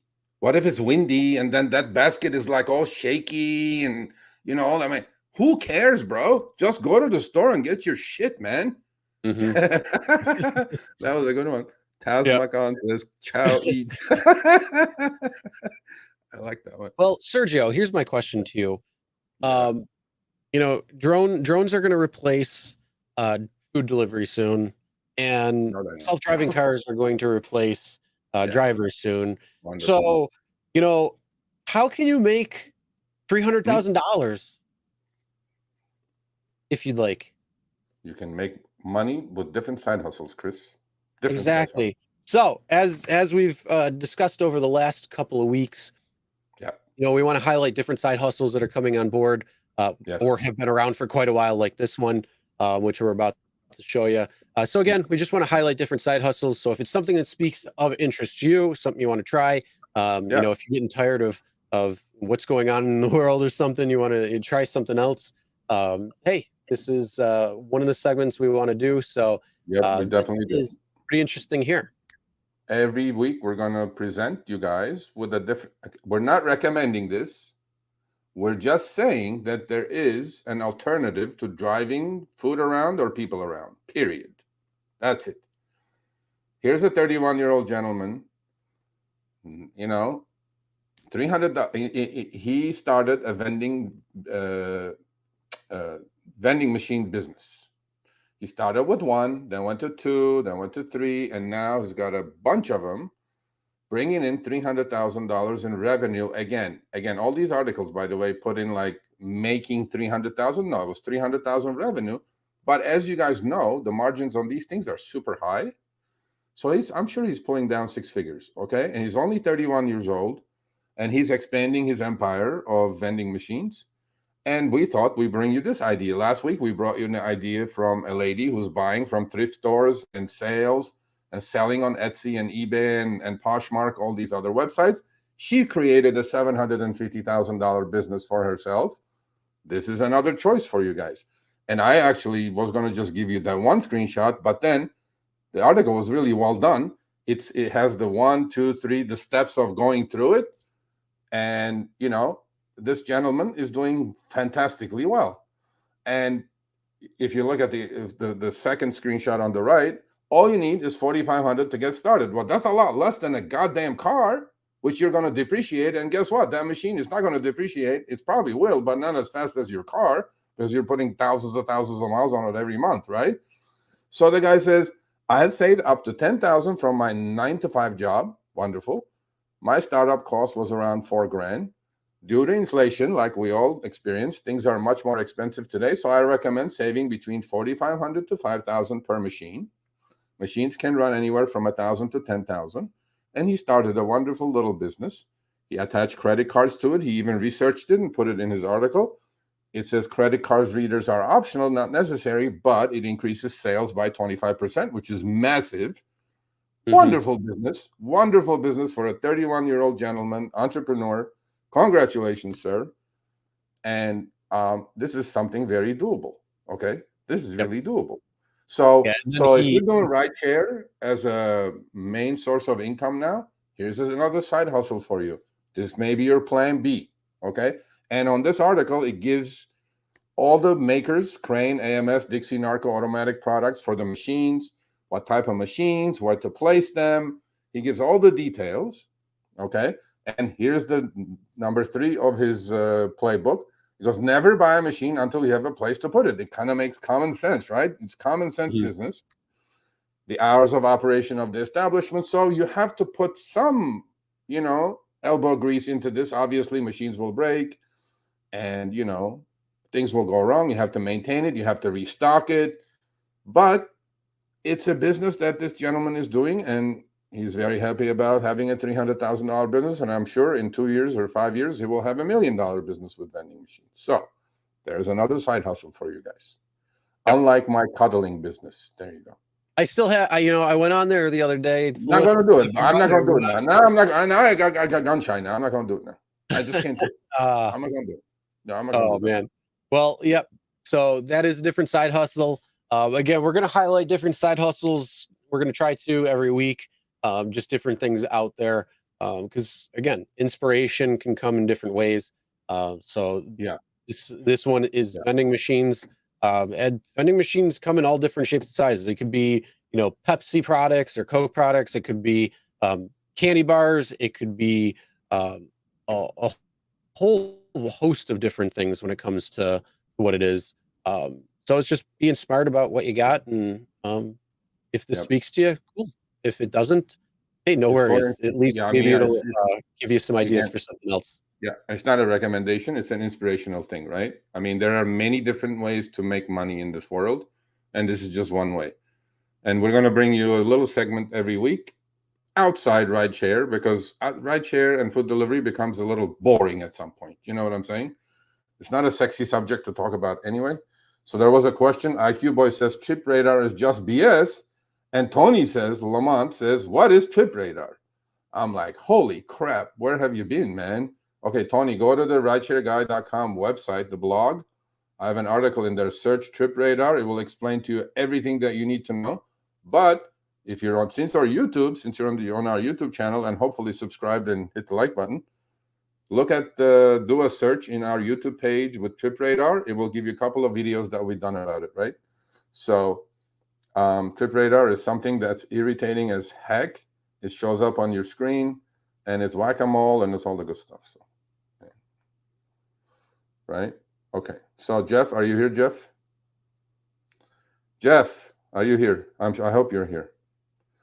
All right. So Jeff sends me his critique after each live stream, and Jeff was on our first town hall or second town hall.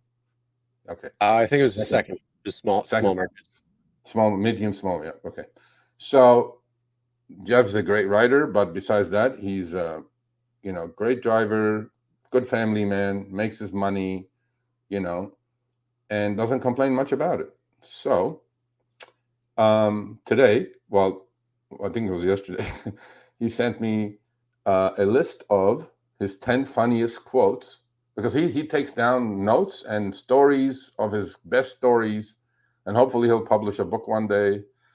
And because they're funny. Some are funny, some are interesting, some are insightful, but I'm gonna go with a couple of funny ones. So if he keeps feeding me these, I'll do like a minute session about these. So let's see, Jeff, which one should I pick? Well, this applies to me as well, because I have a 17-year-old college girl going to college. So a male in his car, obviously passenger, says to Jeff, my 16-year-old daughter just told me that she has a boyfriend. I'm going like, this is something I could be hearing tomorrow from my daughter who's going to college, freshman at college. He continues, she didn't want to tell me because she was afraid I would scare him. That's a very high likely possibility that's what's going to happen to this boy that shows up at my doorstep. Okay. And he continues, I just wanted to talk to him about guns and graveyards. That's going to be the same conversation we're going to have with this boy. Did you watch Married with Children? Yes, I've watched Married with Children. I love that show. Okay, so you know how Elle always, for the younger people watching, go watch it on Hulu. But for people who may have seen the show, one of the things was Kelly is Christina Applegate, a very attractive girl, and Elle, Ed O'Neill, who played Al Bundy, the character. Anytime a guy would come over, who would be Kelly's boyfriend or whatever, he would like slam him into the door or like close the door on his face and stuff like that. So it's like, yeah, I have a daughter too, and I'd probably be the exact same way. You're a long way to go. I'll probably be dealing with this in a week or two. I would scare him, Jeff. Come on, this lovable face. But then I'll be packing my Sergio the teddy 6 bear hour. cuddler. Yeah, I'm a cuddler, Jeff. Didn't you watch that? I'm becoming a cuddler. No, actually, I'll be packing my 6 hour P226 on my side when I open the door. Let him watch him shit his pants a little bit. Let's see what happens. Hey, you know. All right. Well, Just fun. WeZoom has asked this a couple of times, and we didn't miss it, but asked when the next town hall is. We've got a few things planned up, but I'm sure we'll probably be having one soon, right? Yeah, maybe. How about November sometime? Yeah, I spoke to a Seattle driver yesterday. Oh, nice. And yeah, and there's not that much good news. Tony, you better not show up at my door with that attitude, my man. Tony Lamont goes, you want to talk about guns and graveyards? He wants to talk about beer and boobs. Yeah, exactly. You better not be showing up my door with that shit. Anyway, that attitude ain't gonna get you anywhere at my door. Oh, you want to hear a fun story about an ex-girlfriend's father? Yeah, go for it. Okay, so they moved to Vegas a number of years ago, and so they actually moved out of Las Vegas downtown area and went to Pahrump, which is on the other side of the mountain. And so we're visiting, and the girls stay home, and then I'm with her father, and he's like, oh, so hey, you want to go to the bar? I'm like, sure. He takes me to a brothel. I'm like, oh god. It was obviously a test. He's like, so what do you want to do? I'm like, I'm just like, I'm sitting there, I'm like, I'm gonna take your lead. So if we stop, we go in, we get a drink. But let me tell you, it had one of the nicest bars that I've ever seen. So that might be another side hustle, but we're not going to. Oh my god, what a father-in-law to be! No, I'm just kidding. No. That was a long time ago. Jeff, so every week, Jeff, we're gonna have a minute of your funnies. I have 12 to go. So that's 12 weeks of merchandise I have material. But I'm sure you will send me some more. Thank you, Jeff. We appreciate it. All right. Anything more? Thank you, everybody. I think, do we have anything else? No. Did I miss anything? No, we're all wrapped up on what we want. If anybody wants to ask the last couple of questions real quick or anything, by all means, you can. Oh, next week, let's announce it. Next week, we have Driven Dad, Driven Mom, a wonderful couple with 5 kids who only take advantage of the gig economy, and they're killing it out there. And they're homeschooling their kids. I don't want to give up too much more. And it happens to be 3 wonderful occasions on the 11th of October. I'm not going to tell you until we start the show, Chris. Next week, big week. All right. Looking forward to it. Yeah, looking forward to having them on, especially because we're going to be talking about dashing, top dasher. Yeah, WeZoom. I invited you, WeZoom. You turned me down, which is like really just bad juju right there, WeZoom. But I know why you turned me down, so it's okay. Go get that money. Jorge, yeah, you can reach out to me directly. It's Chris at therideshareguy.com. Yes. Alex says gas in California. Come on, Alex. We're just having fun. Because the left is forcing everyone into green energy. Tony, no, man. Well, hey, I have no political aspirations or anything, but honestly, I think EVs are pretty awesome. So, yeah, well, tell all the EVs that had to drive in Florida. Let's be real. They have their place, but they don't have their place, in the scale I think that they want. Or that the aspirations that they have by 2030, because if you're telling people not to use their air conditioning and charge their vehicles right now, and it's only 8 years away, now imagine how many people are in California? 60 million people, something like that. Now try telling 60 million people more than that. No. Oh my God! Here it comes. Okay, you know what? We're not going anywhere until we resolve this. Hold on a second. Okay. Hold on a second. You're getting some late. Whoever's still on it. The last one. See, the last one. There's squeezed it in here. Harry is an Uber shill.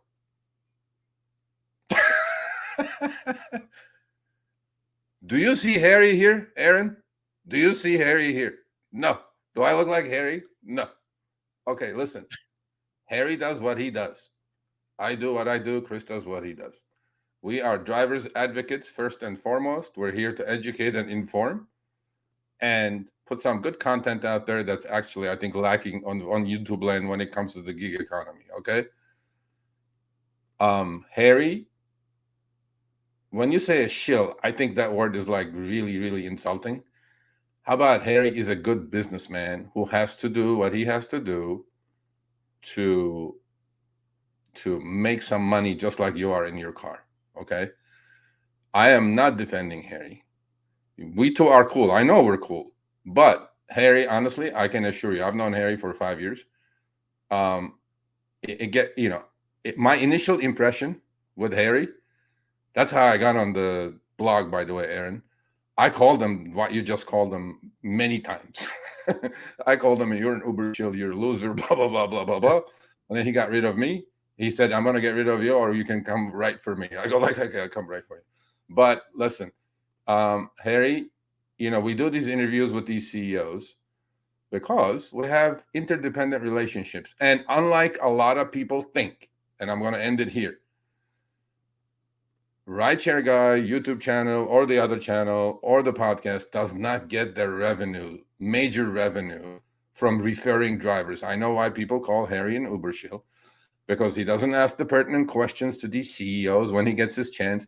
You can't ask the guy everything you want to ask. You just can't. He will not come back on again. Have you seen an Uber CEO go to a channel other than CNBC 3 times, Aaron? No.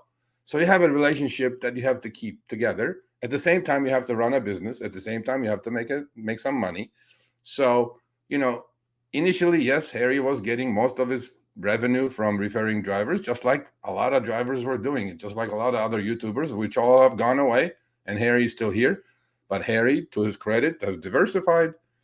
He has many other sources of revenue, and Uber is like a 1.5% of the total revenue of this channel. So Harry is not a shill, but he's a good businessman. That's it. Again, so let's end it there. All right. And with that being said, if you're still watching, smash that like button. We got 77 likes. Okay. So is that it? Is that it, bro? Is that it? 77 likes right now. Smash the like button. Okay. And then we had 9,100 views on the last episode, 14,000 views on the previous episode, which for a live stream is a lot in this world anyway. We're not in Mr. Beast world, okay, people? So calm down here. 200 likes on one, 205 likes on the other one with all those views. No, help us get this shit out there to the YouTube algorithm. Come on, people, just bang it. Okay. Yeah, and not only that, because we want to help more drivers out there. So yeah. That's why we're here. How many millions right now driving? How many million are in the gig economy? We'd love to be able to reach them, help them out, do whatever we can. And then, the other thing too is we can get a nice, good sample size too. So when it comes to, asking for, screenshots of things, we can try to get a greater sample size so we can actually like really break down the numbers and say, look, this is what we're coming and seeing. This is what we recommend. To help fix that or something like that. So yeah, smash that like button up to 83. Yeah, smash it. Just smash it. And whoever was going to watch it later, keep smashing it. South Cali van here. Oh, South Cali. Well, you must be where? Orange County somewhere. Here's a good question. Uber Gold Platinum drivers. What's Uber Gold Platinum drivers? What's your status now that Upfront fares started? Not platinum, hopefully. Micah might always. Well, see, here's the thing. Just because the acceptance rate went away on the upfront fares, meaning you will get upfront fare info 100% of the time. There's no 510 condition. There's no 50%. There's no 85%. It's there 100% of the time. Doesn't mean that Uber Pro, Uber Platinum, and Gold drivers and all that. You still will have to have. The cash coming in, right? Isn't cash coming in November? Apparently, I haven't heard anything more since then. Because DK in the interview, see, Aaron, that's why we do the interviews. DK said there is a cash coming in to Platinum and Diamond drivers. So I don't know how much it is. We don't know how much it is. Cash. A couple of months ago, you had an article called "The Gamification" of the gig economy, and we talked about it on the show. I got gamified. Well, the big thing is, what game will they come up with in order for drivers to get their acceptance rate up higher? That's the real question I want to know, because they haven't. How about they really this? How about wait? How about this? How about what DK said? Price the freaking rides correctly. 100%. You know go. what? I would be happy taking 100% of the rides. I would be happy, DK. I would love to do that. Price the rides the right way, where I'm going to be able to make money, because I'm the one who's taking my car. I need to fix it. I need to put the gas in, and I need, the money to be able to do whatever else I need to do, or have fun, or whatever I want to do. Price the rides right. Yep. If the passenger wants to pay more, hey, that's on them. That's cool. Passenger is paying more. Passenger is paying more. We said that last week. Pay us properly. I'll take 100% of the rides if we're paid properly. Absolutely. You can quote me saying that. No, I will become Formica right there. Anybody watching Uber and Lyft, or anybody who's working at Uber and Lyft, pass this up the chain. I will take 100% of all rides coming to me. I will even stay on one platform if they're priced right. So if you want me to stay on the Uber platform, if you want me to stay on the Lyft platform, I'll do it. Just price the rides right, and I won't have a problem. Me too. So Uber Black, Nash Vegas. Okay, well, I'm running to 4:45. This is the last question. Nashville has Lyft destination. It does not show the pay, just the trip details. Well, they're testing two kinds. Again, can you please, guys, please go to the blog. I know reading is boring. Reading is all old world. Please, man, it's 3-minute read. It's all in there. Not only that, we also did make a video on. We did make a video. Differences that Uber's doing. Lyft is doing. They're doing upfront pay. They're also doing upfront trip details. I have upfront trip details right now. It's good. The only problem is it's 50% acceptance rate, which Lyft always hovers around that 50%, because, like I say, I'm very picky when it comes to Lyft rides. But it is that the upfront pay, though, is where they decouple time and distance. So at least you're keeping time and distance. I'd rather have that with upfront fares, but I guess we can't have our cake and eat it too. But I'd like to. Okay, so Ange T says taxis used to be $225 a mile. You know what? Taxis in LA are $275 a mile, buddy. Really? That's what, they are. Ours are like $325. Yeah. But then again, there's a lot less. Yeah, but you know what though? If you look at the PAX receipt, right? PAX are paying $3 to $4 a mile. They are on Uber. They are on Uber. Like a minimum fare, the PAX is paying $7.80 to $8.50 for a 2-mile ride, which is minimum ride, right? What is that? That's $4 a mile. It's more than cabs. Yep. So actually, cabs are really busy in LA now because Uber has become twice as expensive. What do you think? I mean, that was the genius behind their marketing scheme when they first started. They're like, let's get into markets. Let's price correctly when it comes to giving you that thought process that Uber is going to be around the corner and it's going to be cheaper than a taxi. But yet now reality sets in, and let's be real, it could be a lot more expensive. And it's 180 degrees different. Now Uber is more expensive in most trips in LA, especially at LAX, than cabs are. Cabs are doing brisk business at LAX. Look, Exploring says there is no more surge here. I don't know where here. Oh, Sabardino and Riverside. Yeah, I mean, you're out of the out of the area. But even in LA, surge is really not that strong, other than